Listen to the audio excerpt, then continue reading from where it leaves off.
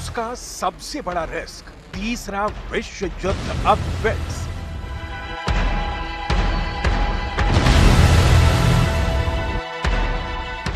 इसे देख पेंटागन हुआ परेशान।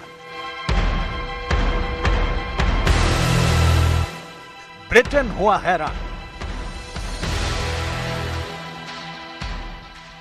नाटो देशों में खलबली, दुनिया परमाणु युद्ध के खौफ से डरी।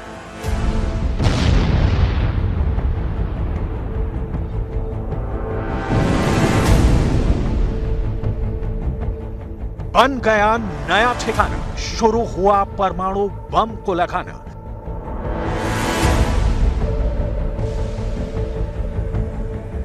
अब मुश्किल है पुतिन को मनाना।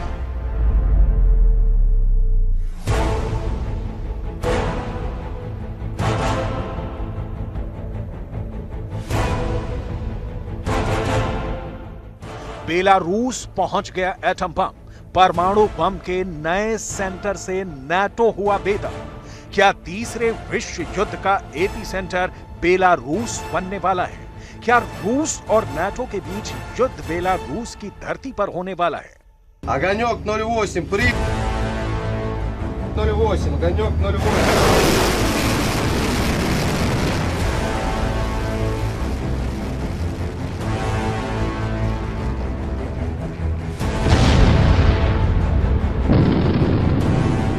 बेलारूस के राष्ट्रपति अलेक्जेंडर लुकाशेंको के सबसे ताजे बयान के सामने आने के बाद ऐसे तमाम सवालात खड़े हो गए हैं।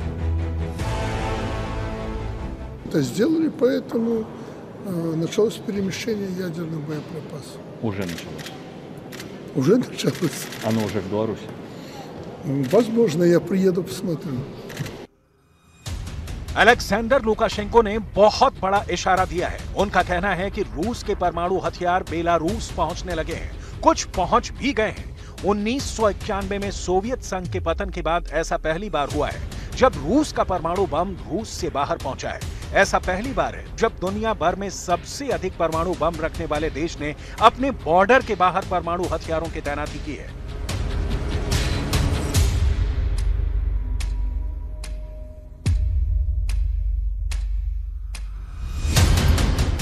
बेलारूस में रूस की मिसाइलें तनी हुई हैं।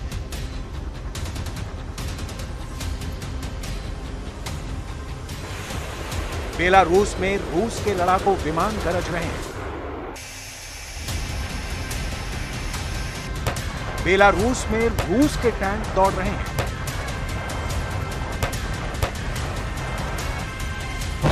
बेलारूस में रूस के सैनिक मोर्चा बनाकर डटे हुए हैं।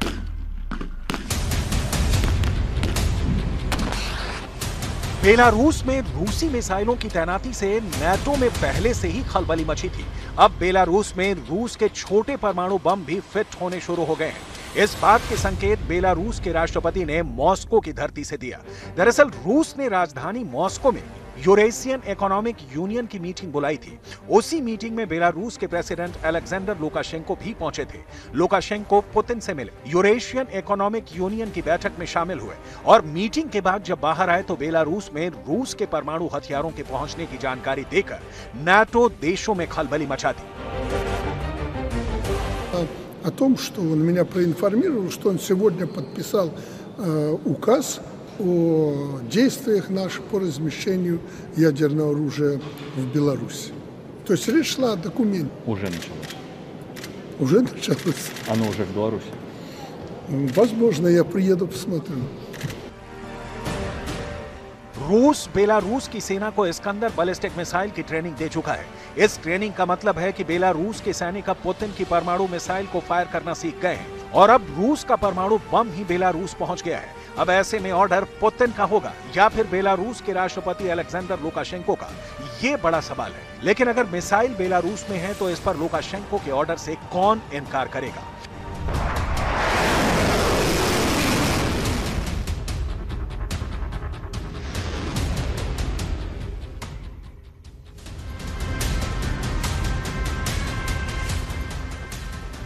अब समझिए कि इस्कंदर मिसाइल कितनी खतरनाक है, क्योंकि यूक्रेन युद्ध में ये पुतिन की अब तक की सबसे भरोसेमंद बैलिस्टिक मिसाइल मानी गई है। देखिए वो अड्डा जहां इस्कंदर मिसाइल को तैनात किया गया है। यहां इस्कंदर मिसाइल के लॉन्चर वाले ट्रक तैयार हैं। एक एक लॉन्चर ट्रक में मिसाइल लोड की जा रही है। बेलारूस में इस मिसाइल के तैनात होने का मतलब 3 देशों के लिए मौत से कम नहीं है।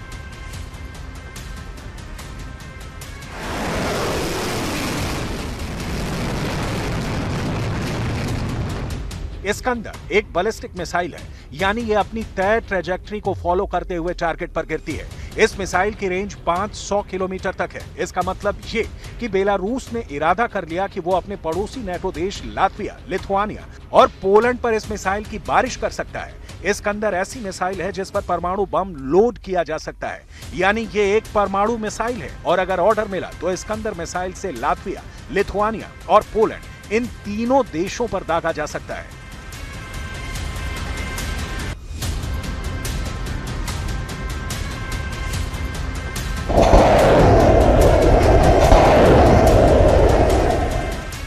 इसलिए अगर इस्कंदर को परमाणु बम के साथ फायर किया गया तो पूरे यूरोप और खासकर रूस और अमेरिका के बीच न्यूक्लियर युद्ध शुरू हो जाएगा।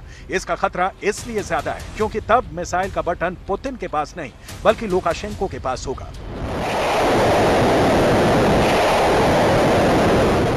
रूस के रक्षा मंत्री सर्गेई शोइगु ने भी इस बात की पुष्टि की है कि इस्कंदर मिसाइल के साथ साथ बेलारूस के बॉम्बर जेट्स को भी अब परमाणु हमले के लिए तैयार कर दिया गया है।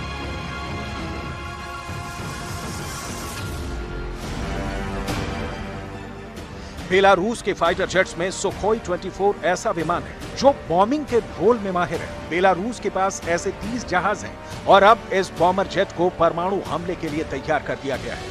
ये विमान करीब 700 किलोमीटर की रेंज में बॉम्बिंग कर सकता है। इसलिए इस्कंदर मिसाइल को लेकर नाटो को गलतफहमी में नहीं रहना चाहिए, क्योंकि सुखोई 24 विमान के साथ पुतिन के परमाणु हथियारों की रेंज बढ़ाई जा सकती है।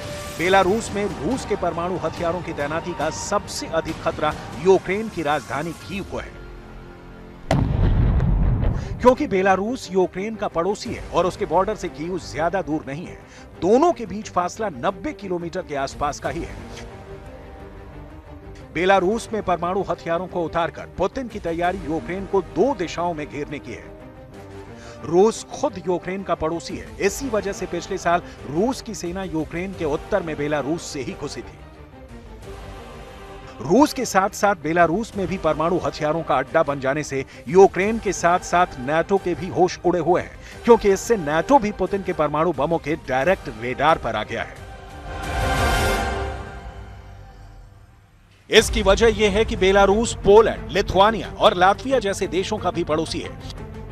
बेलारूस इनसे 1250 किलोमीटर लंबा बॉर्डर साझा करता है और पोलैंड, लिथुआनिया और लातविया नाटो के सदस्य हैं। बेलारूस की अपने इन तीनों पड़ोसियों से रत्ती भर नहीं बनती। अब तक वो अपने दुश्मनों को बस धमका रहा था, लेकिन उसे अब रूस के परमाणु बमों की ताकत मिल गई है। अब रूस के न्यूक्लियर बम बेलारूस की जमीन पर तैनात हो गए हैं, जिसके चलते यूक्रेन से लेकर अमेरिका की अगुवाई करने वाला नाटो भी परेशान है। तो क्या महीनों से परमाणु हथियारों की धमकी देते आ रहे पुतिन अब वाकई उन्हें चलाने के मूड में लग रहे हैं?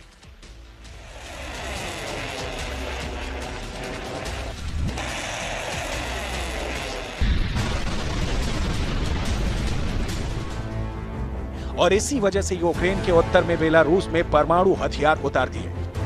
रूस परमाणु हथियारों के सबसे बड़े जखीरे के साथ यूक्रेन में खुद बैठा है। वहीं यूक्रेन के दक्षिण में काला सागर में भी पुतिन की परमाणु पनडुब्बियां तैनात हैं और उसके उत्तर पश्चिम में पोलैंड के पास रूस के कलिनिनग्राद में भी परमाणु हथियार मौजूद हैं।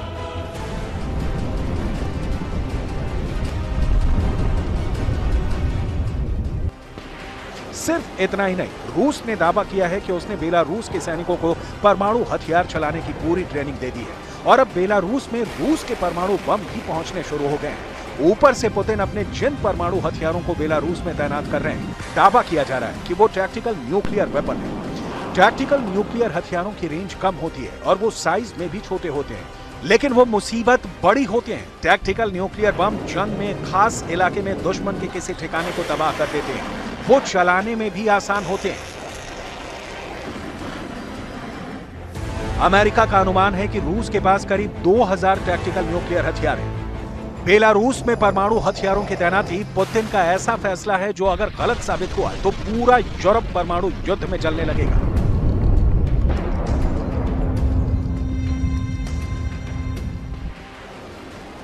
रूस का दावा है कि बेलारूस में परमाणु हथियारों को लगाकर रूस ने किसी भी अंतर्राष्ट्रीय समझौते का उल्लंघन नहीं किया है, क्योंकि बेलारूस में लगे परमाणु हथियारों पर पूरा कंट्रोल रूस के पास रहेगा। परमाणु बम का बटन पुतिन के ही हाथ में रहेगा। जैसे अमेरिका अलग अलग देशों में अपने परमाणु हथियारों पर नियंत्रण रखता है, लेकिन अमेरिका के प्रेसिडेंट जो बाइडेन ने रूस के इस फैसले को बहुत ही खतरनाक करार दिया है।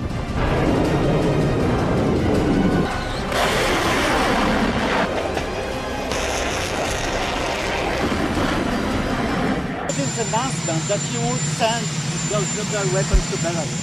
What I've been talking to you guys about for the last year. This is dangerous kind of talk, and it's worrisome. Belarus वो देश है जो 30 साल पहले तक सोवियत संघ का हिस्सा था। बेलारूस में रूस के हथियारों का बड़ा जखीरा मौजूद है। अभी भी बेलारूस में रूस के 30,000 से ज्यादा सैनिक मौजूद हैं, जो नाटो और यूक्रेन दोनों के लिए खतरे की घंटी है, क्योंकि रूस के सैनिकों और हथियारों की बेलारूस में मौजूदगी का सीधा मतलब है एक बड़ा खतरा, जो परमाणु हथियारों की तैनाती के बाद सिर्फ कीव की ओर ही नहीं, नाटो की ओर भी बढ़ चला है। ऐसे में अगर रूस और नाटो में जंग बेलारूस की धरती पर छिड़ी तो उसे विश्व युद्ध में बदलने में देर नहीं लगेगी।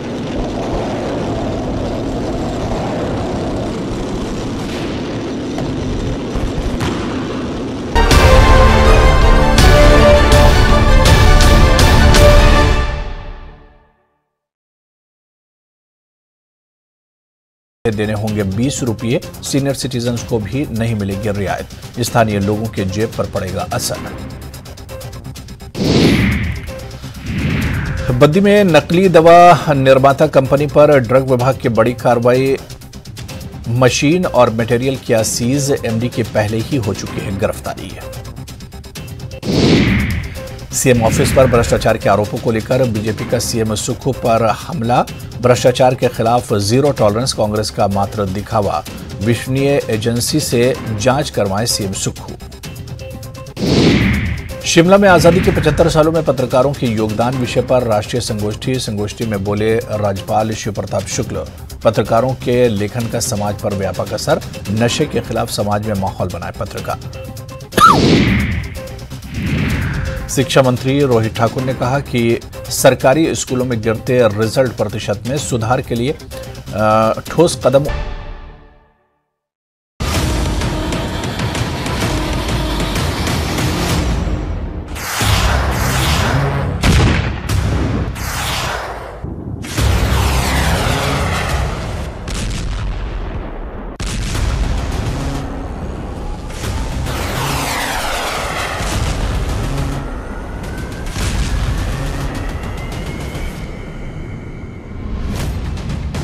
क्या वाकई में यूक्रेन ने रूस के कब्जे वाले इलाके में ब्रिटेन की 30 स्टॉर्म शैडो क्रूज मिसाइलों से S-300 मिसाइल डिपो को पूरी तरह से उड़ा दिया है?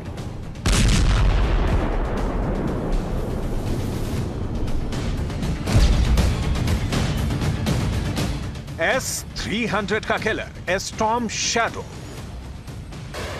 इधर दूसरी तरफ डिफेंस एक्सपर्ट्स क्यों दावा कर रहे हैं कि यूक्रेन ने पूर्वी यूक्रेन के बख्मूत से लेकर दक्षिणी यूक्रेन के बैदियांस तक रूस के खिलाफ काउंटर अटैक करके बहुत बड़ी गलती कर दी है।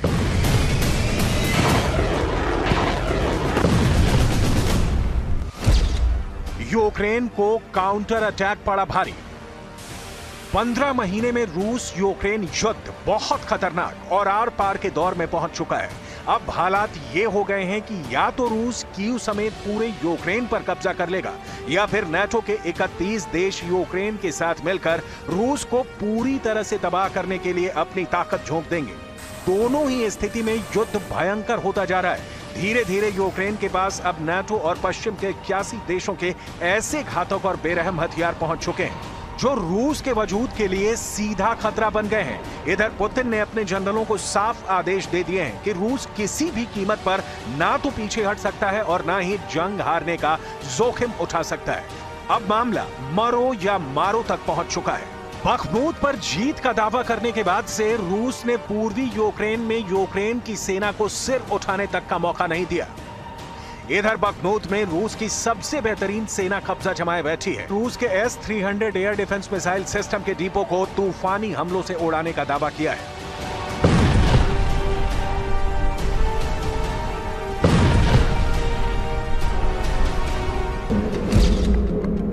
यूक्रेन के दावों के मुताबिक ब्रिटेन से मिली स्टॉर्म शैडो क्रूज मिसाइल से रूस के कब्जे वाले दक्षिणी यूक्रेन के बैरयान्स्क पर हमला किया है। दावा किया गया है कि यूक्रेन ने MiG-29 फाइटर जेट से स्टॉर्म शैडो को दागा है, जिसने बैरयान्स्क में रूस के S-300 मिसाइल डिपो को तबाह कर डाला है। यूक्रेन इसे रूस के खिलाफ बड़ी जीत बता रहा है। कुछ दावों के मुताबिक यूक्रेन के हमले में S-300 के साथ साथ रूस की कई घातक मिसाइलें भी तबाह हो गई हैं। स्टॉर्म शैडो मिसाइल के इस हमले पर रूस ने अभी तक कुछ भी नहीं कहा है। फिलहाल स्टॉर्म शैडो को S-300 का किलर कहा जाने लगा है। Proud that Ukraine is not losing a single day in its defense against Russian terror. Every day we do everything to become stronger, to give more protection to people, to save more lives. Ukraine का storm shadow से हमला इस बात का संकेत मान लिया गया है कि यूक्रेन ने रूस के खिलाफ पूर्वी यूक्रेन से लेकर दक्षिणी यूक्रेन तक हमले शुरू कर दिए हैं। हम आपको आगे बताएंगे कि यूक्रेन ने कितनी स्टॉर्म शैडो से रूस पर हमला किया और कब किया, लेकिन उससे पहले ये जान लीजिए कि पिछले 15 महीने से चल रही जंग में रूस ने किस तरह से यूक्रेन को रौंद डाला है। सोलेदार के बाद बखमूत के बाद मरिंका और अवदीविका पर रूस ने कब्जे का दावा शुरू कर दिया है।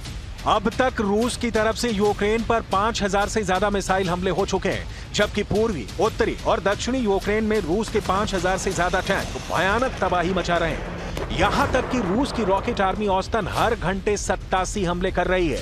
लगभग 700 रूसी फाइटर जेट और हेलीकॉप्टर औसतन 100 हवाई हमले रोज कर रहे हैं। ऐसे में सवाल उठता है, तो फिर यूक्रेन रूस के खिलाफ काउंटर अटैक कैसे कर रहा है?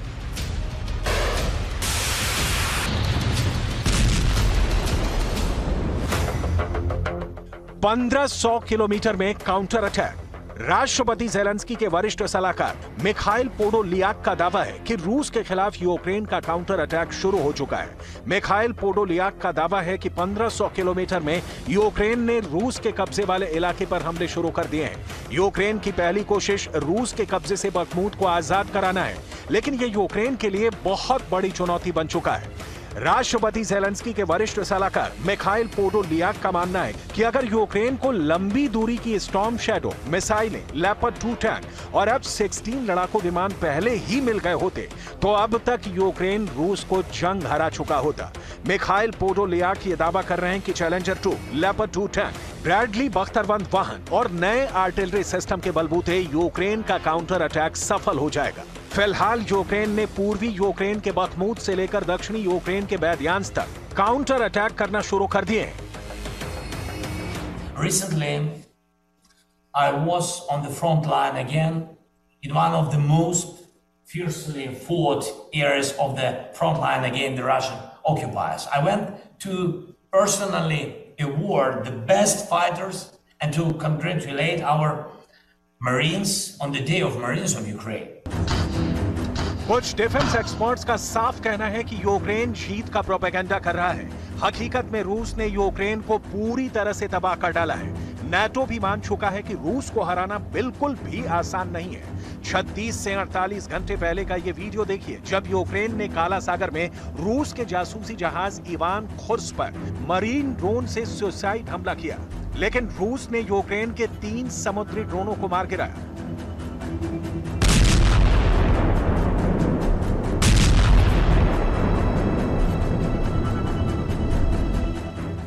यूक्रेन का यह समुद्री आत्मघाती हमला तुर्की के इलाके में रूसी टोही जहाज पर किया गया है। इसके दूसरे वीडियो में साफ देखा जा सकता है रूसी जहाज इवान खुर्द की तरफ बेहद तेज रफ्तार में यूक्रेन की आत्मघाती स्पीड बोट बढ़ रही है, लेकिन वो जहाज से टकरा नहीं पाती। इन दोनों तस्वीरों को एक साथ देखिए। पहली तस्वीर में यूक्रेन की मरीन ड्रोन जोरदार धमाके के साथ उड़ जाती है, जबकि दूसरी तस्वीर में रूसी जहाज की तरफ तेजी से यूक्रेन की स्पीड बोट बढ़ रही है। टकराने से कुछ सेकंड पहले रूस के जवाबी हमले में स्पीड बोट तबाह हो गई। दावा किया जा रहा है कि रूस की गोलाबारी में स्पीड बोट के अगले हिस्से में लगे विस्फोटक में जैसे ही रूसी गोला लगा, उसमें जबरदस्त धमाका हो गया।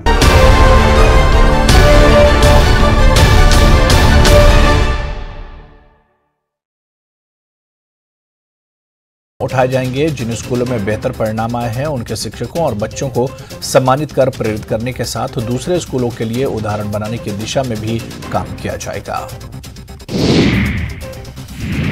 इस साल हिमाचल में 12वीं कक्षा का परिणाम कम आया है और ये 79.4% रहा है। ऐसे में पूर्व की जयराम सरकार को कोसने के बजाय सुक्खू सरकार गुणवत्तापूर्ण शिक्षा पर जोर दे रही है। हिमाचल प्रदेश की सबसे ऊंची चोटी रियो पुरगल 6,819 मीटर को सफलतापूर्ण फतेह किया है। दल के 14 में से 5 सदस्यों ने कर्नल रणवीर सिंह की अगुवाई में चोटी पर पहुंचने में सफलता प्राप्त की। किन्नौर जिले के नाको क्षेत्र की यह चोटी हिमाचल की सबसे ऊंची चोटी है। हिमाचल प्रदेश के केंद्रीय विश्वविद्यालय में शोध विभाग के निदेशक और न्यू मीडिया विभाग के डीन प्रदीप नायर को वैश्विक विज्ञान संगठन के अंतर्राष्ट्रीय पैनल ने सदस्य नियुक्त किया है। कृषि विशेषज्ञ देवेंद्र शर्मा ने सेब बागवानों की समस्याओं को जानने के लिए शिमला का दौरा किया। उन्होंने कहा कि देश में किसानों को हर फसल का न्यूनतम समर्थन मूल्य देना होगा। एमएसपी से नीचे कोई खरीद नहीं होनी चाहिए। इसके लिए एमएसपी पर कानून बनाया जाना चाहिए। हमीरपुर में बेमौसम बारिश ने किसानों को तगड़ा झटका दिया है। बेमौसम बारिश की वजह से आम की 350 मीट्रिक टन फसल तबाह हो गई है। बेमौसम बारिश से 250 हेक्टेयर एरिया में फसल प्रभावित हुई है। सोलन में 1 जून को बीजेपी प्रदेश अध्यक्ष राजू बिंदल आने वाले हैं और उनके स्वागत के लिए बीजेपी कार्यकर्ताओं की ओर से स्वागत के लिए भव्य इंतजाम किए गए हैं। इस दौरान भाजपा अपने महा जनसंपर्क अभियान की शुरुआत भी सोलन से ही शुरू करेगी। चंबा के ओबरी वार्ड में सीवरेज लाइन बिछाए जाने में देरी की वजह से यहां के स्थानीय लोगों को काफी परेशानियों का सामना करना पड़ रहा है। 5 साल पहले इस वार्ड में सीवरेज लाइन डालने के लिए पूर्व मुख्यमंत्री जयराम ठाकुर ने शिलान्यास किया। उसका कार्य भी शुरू हो चुका था, लेकिन इतना समय बीत जाने के बावजूद अभी तक इस सीवरेज लाइन को बिछाने का कार्य पूरा नहीं हो पाया है। लाहौल स्पीति में युवाओं को नशे और आपराधिक गतिविधियों से दूर रखने के लिए पुलिस अधीक्षक की ओर से एक नई पहल की जा रही है, जिसमें हर महीने खेलकूद प्रतियोगिता का जिले में आयोजन किया जाएगा। ऊना में food safety and standard act 2006 के तहत कार्यकारी उपायुक्त महेंद्र पाल गुर्जर की अध्यक्षता में उच्च स्तरीय बैठक।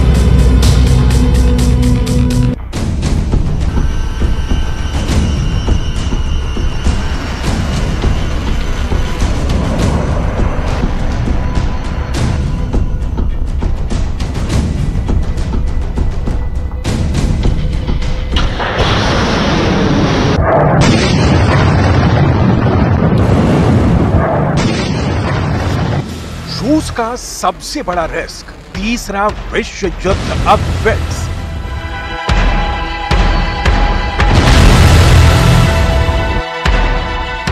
इसे देख पेंटागन हुआ परेशान। ब्रिटेन हुआ हैरान। नाटो देशों में खलबली, दुनिया परमाणु युद्ध के खौफ से डरी।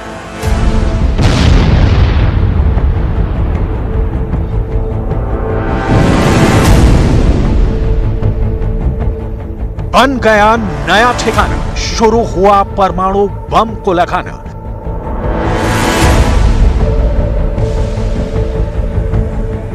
अब मुश्किल है पुतिन को मनाना।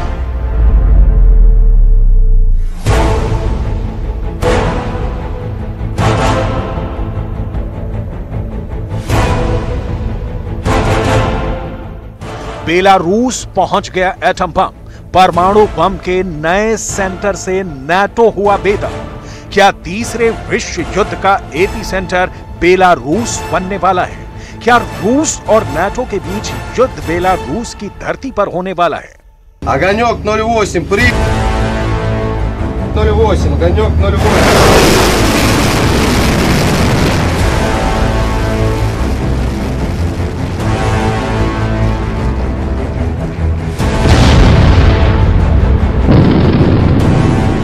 बेलारूस के राष्ट्रपति अलेक्जेंडर लुकाशेंको के सबसे ताजे बयान के सामने आने के बाद ऐसे तमाम सवालात खड़े हो गए हैं। Это сделали, поэтому началось перемещение ядерных боеприпасов. Уже началось. Уже началось. Оно уже в Беларуси. Возможно, я приеду, посмотрю. अलेक्जेंडर लुकाशेंको ने बहुत बड़ा इशारा दिया है। उनका कहना है कि रूस के परमाणु हथियार बेलारूस पहुंचने लगे हैं, कुछ पहुंच भी गए हैं। 1991 में सोवियत संघ के पतन के बाद ऐसा पहली बार हुआ है जब रूस का परमाणु बम रूस से बाहर पहुंचा है। ऐसा पहली बार है जब दुनिया भर में सबसे अधिक परमाणु बम रखने वाले देश ने अपने बॉर्डर के बाहर परमाणु हथियारों की तैनाती की है।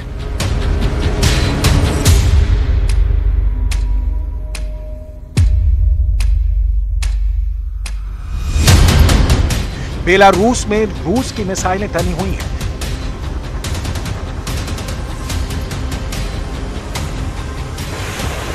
बेलारूस में रूस के लड़ाकू विमान गरज रहे हैं। बेलारूस में रूस के टैंक दौड़ रहे हैं।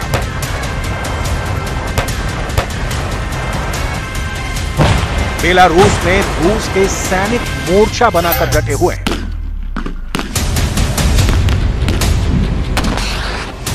बेलारूस में रूसी मिसाइलों की तैनाती से नाटो में पहले से ही खलबली मची थी।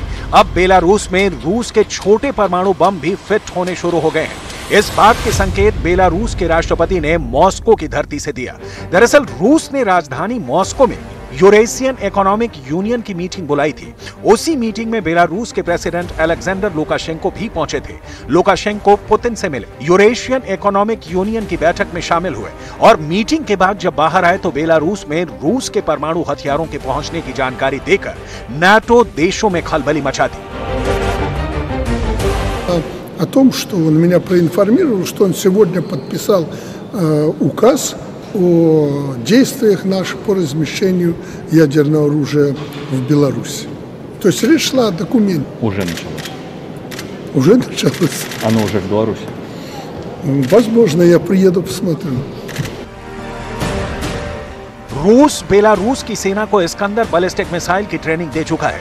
इस ट्रेनिंग का मतलब है कि बेलारूस के सैनिक अब पुतिन की परमाणु मिसाइल को फायर करना सीख गए हैं और अब रूस का परमाणु बम ही बेलारूस पहुंच गया है। अब ऐसे में ऑर्डर पुतिन का होगा या फिर बेलारूस के राष्ट्रपति अलेक्जेंडर लुकाशेंको का, ये बड़ा सवाल है। लेकिन अगर मिसाइल बेलारूस में है तो इस पर लुकाशेंको के ऑर्डर से कौन इनकार करेगा।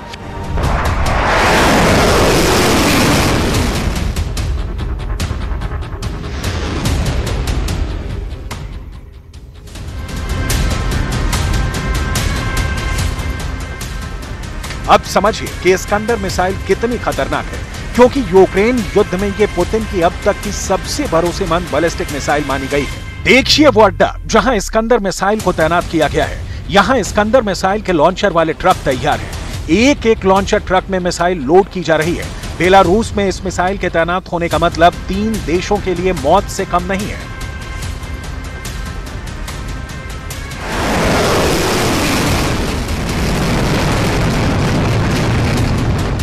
इस्कंदर एक बैलिस्टिक मिसाइल है, यानी ये अपनी तय ट्रैजेक्टरी को फॉलो करते हुए टारगेट पर गिरती है। इस मिसाइल की रेंज 500 किलोमीटर तक है। इसका मतलब ये कि बेलारूस ने इरादा कर लिया कि वो अपने पड़ोसी नाटो देश लातविया, लिथुआनिया और पोलैंड पर इस मिसाइल की बारिश कर सकता है। इस्कंदर ऐसी मिसाइल है जिस पर परमाणु बम लोड किया जा सकता है, यानी ये एक परमाणु मिसाइल है और अगर ऑर्डर मिला तो इस्कंदर मिसाइल से लातविया, लिथुआनिया और पोलैंड इन तीनों देशों पर दागा जा सकता है।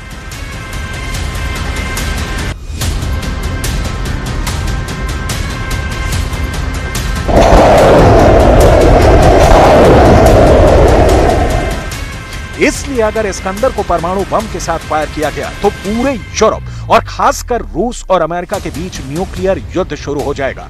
इसका खतरा इसलिए ज्यादा है क्योंकि तब मिसाइल का बटन पुतिन के पास नहीं बल्कि लुकाशेंको के पास होगा।